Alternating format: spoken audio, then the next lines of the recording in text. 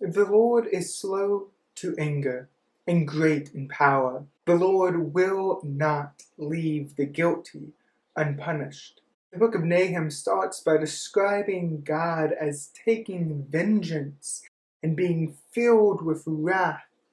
But yet, we are reminded that God is slow to anger. The oracle describes God's anger against Nineveh and the falling judgment of Nineveh due to their cruelty. This was not a one-time act on the part of Nineveh. This was a constant and continuous way of life that was focused around cruelty.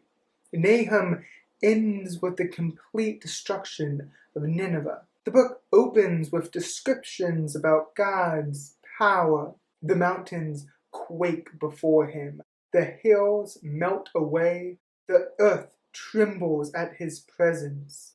The world and all who live in it. This power is used to protect the righteous and tear down the unrighteous. We see here that the power of God can be good news or bad news, depending on the way that one is living. Nahum describes God using words like jealous and avenging.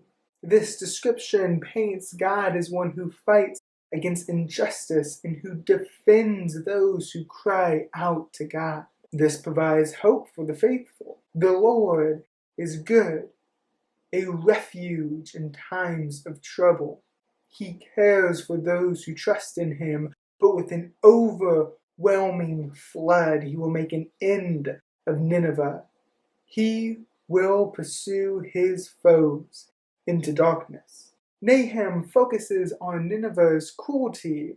In fact, Nahum's last words about Nineveh say, "For who has not felt your endless cruelty?" It is this cruelty that brings about not just an overthrow of Nineveh, but a complete destruction of the city.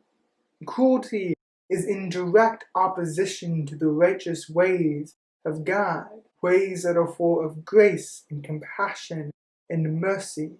God will bring Nineveh's endless cruelty to an end.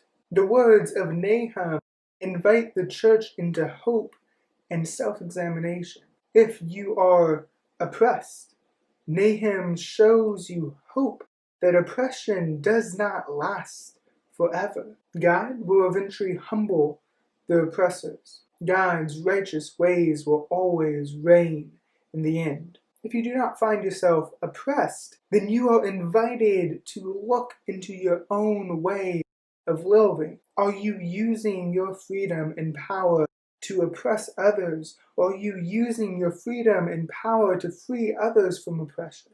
Are you choosing to oppose God? Or are you choosing to walk with God?